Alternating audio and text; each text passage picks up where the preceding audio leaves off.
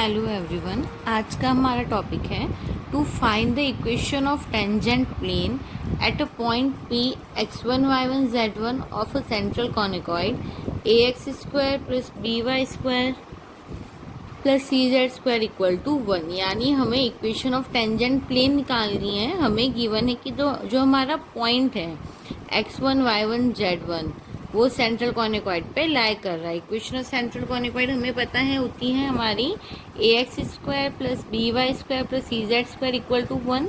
इसको मैंने ले लिया इक्वेशन नंबर 1।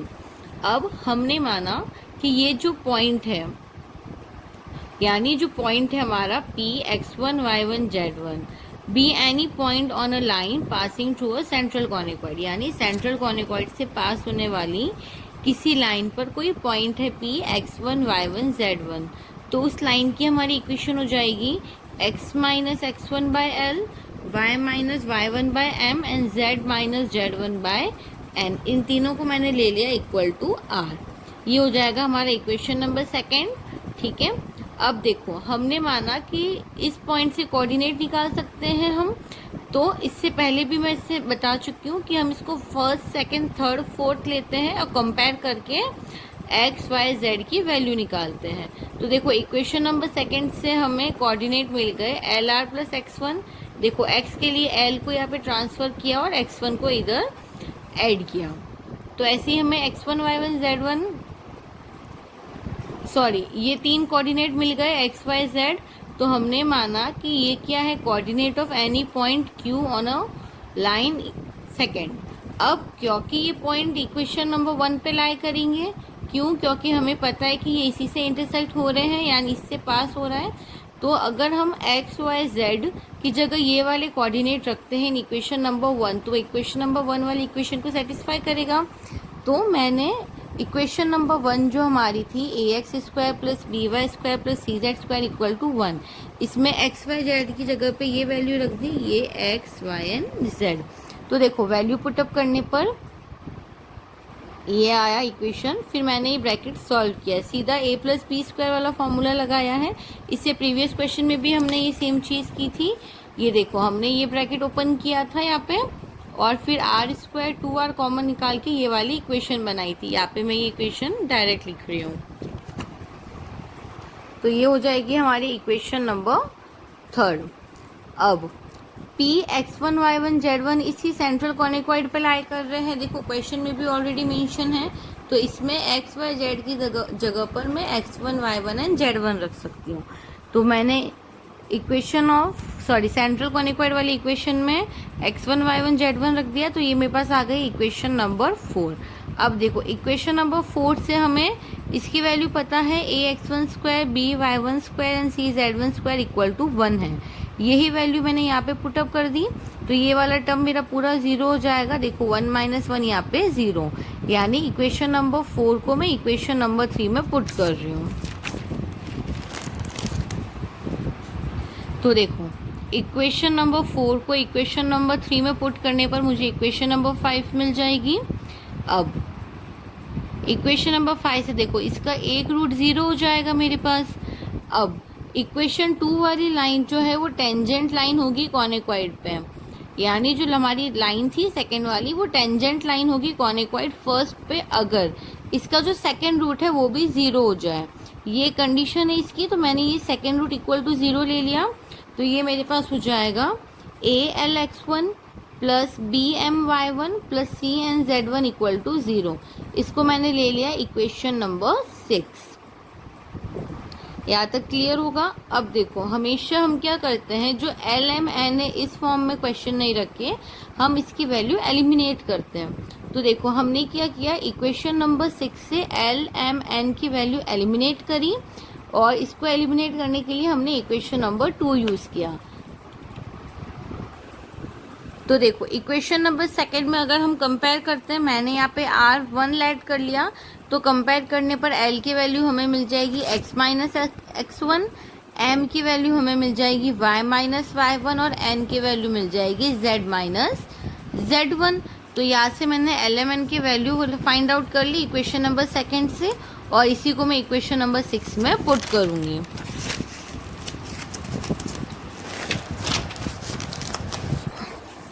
तो ये देखो, इक्वेशन नंबर सेकंड से एल की वैल्यू हो जाएगी मेरे पास x माइनस x1, m की हो जाएगी y माइनस y1 और n की हो जाएगी z माइनस z1।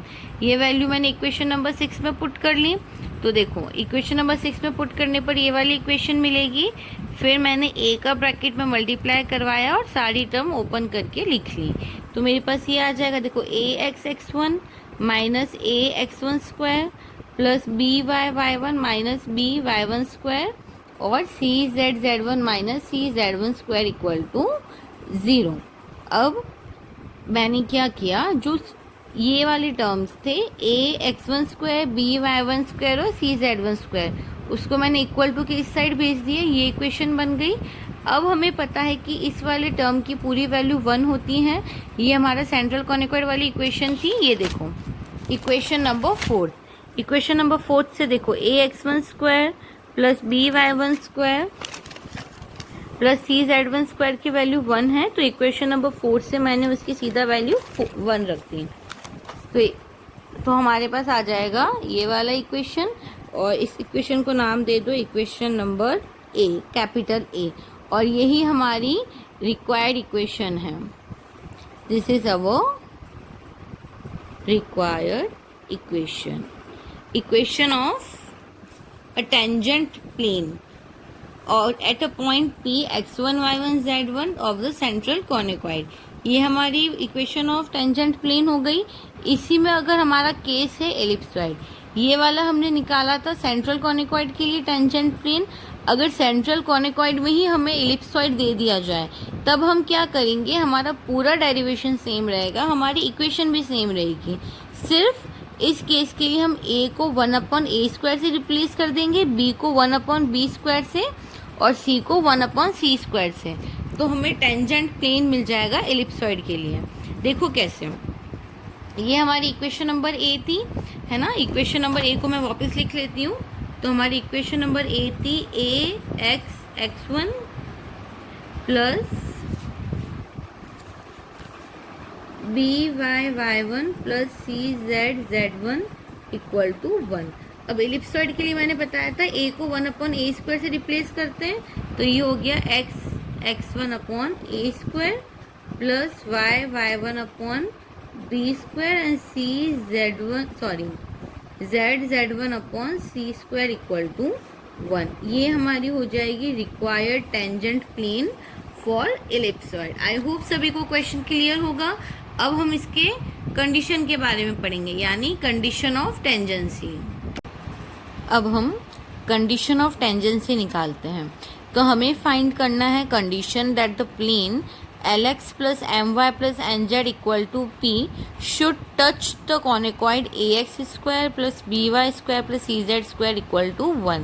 यानी हमें वो कंडीशन फाइंड करनी है जिसपे हमारा प्लेन कॉनिकॉइड को टच करेगा। तो हमने माना कि let the plane touch the conicoid at alpha beta gamma. मैंने कंसिडर किया कि जो हमारा प्लेन है वो कॉनिकॉइड को टच कर रहा है at a point alpha beta gamma. तो the equation of tangent plane, equation tangent plane की इस पॉइंट यानी अल्फा बीटा गामा पे हमारी हो जाएगी ax alpha plus by beta plus cz gamma equal to 1। अभी हमने इक्वेशन ऑफ टेंजेंट निकाली है, वो हमारा होता है ax x1 plus by y1 plus cz z1 equal to 1। यहाँ पे हमें पॉइंट गिवन है अल्फा बीटा गामा, इसलिए x1 y1 z1 की जगह पे हमारा आ जाएगा अल्फा बीटा गामा। इसको हमने ले लिया इक्वेशन नंबर 1।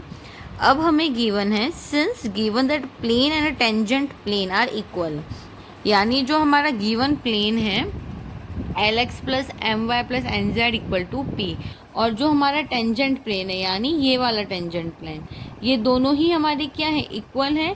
तो हम इसके कोफिशिएंट को कंपेयर कर लेंगे। तो देखो, इससे अगर मैं कंपेयर करूँगी तो मेरा x का कोफिशिएंट हो जाएगा a अल्फ़ा, है ना।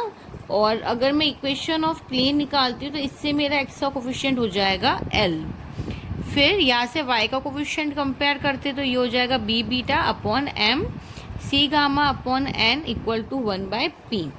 यहाँ से इसको ले लो फर्स्ट सेकंड थर्ड फोर्थ, तो इनको फर्स्ट को फोर्थ से, सेकंड को फोर्थ से और थर्ड को फोर्थ से कंपेयर करने पर मेरे को अल्फ़ा बीटा गामा की वैल्यू मिल जाएगी। तो मेरा अल्फ़ा हो गया L upon A P, beta हो गया एम अपॉन बी पी और गामा हो गया एन अपॉन सी पी। इसको मैंने ले लिया इक्वेशन नंबर सेकंड। तो अल्फ़ा बीटा गामा ये हमारे हो जाएंगे पॉइंट ऑफ कॉन्टैक्ट, यानी हमारे पॉइंट ऑफ कॉन्टैक्ट के कोऑर्डिनेट हो जाएंगे L upon A P, M upon B P N, N upon C P. इसको हमने दे दिया नेम इक्वेशन नंबर थर्ड। अब देखो ये पॉइंट ऑफ कॉन्टैक्ट है, यानी ये कहीं ना कहीं हमारी कॉनिकॉइड वाली इक्वेशन पे लाई करेंगे। तो हम क्या करेंगे कि देखो अल्फ़ा बीटा गामा हमारा कॉनिकॉइड वाली कॉनिकॉइड वाली इक्वेशन पे लाई कर रहा है। तो कॉनिकॉइड वाली इक्वेशन में हम एक्स वाई जेड को अल्फ़ा बीटा गामा से रिप्लेस कर सकते हैं। तो हमारी इक्वेशन ऑफ कॉनिकॉइड बन जाएगी a alpha square plus b beta square plus c gamma square equal to 1। इसको मैंने ले लिया इक्वेशन नंबर 4।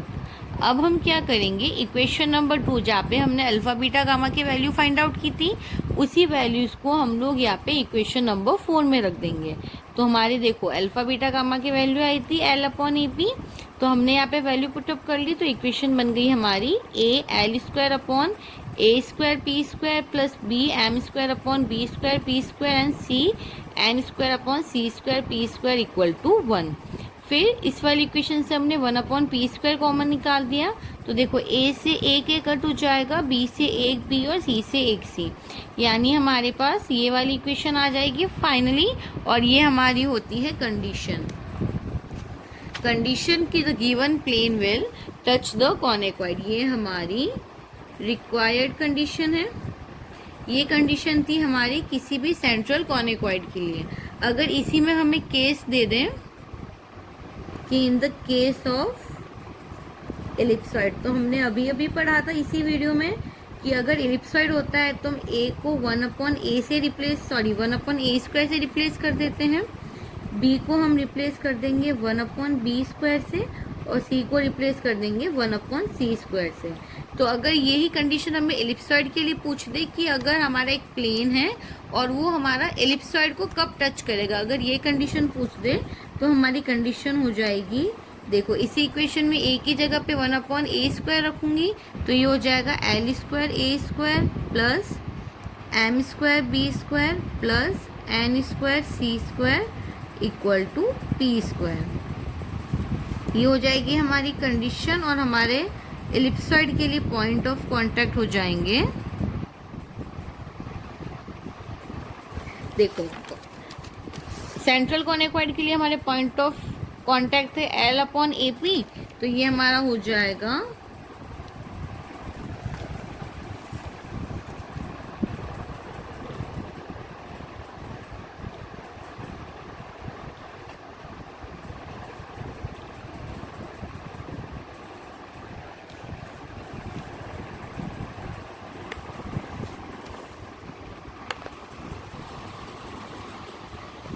तो हमारे पॉइंट ऑफ कांटेक्ट इसके लिए हो जाएंगे a square l by p, b square m by p और c square n by P.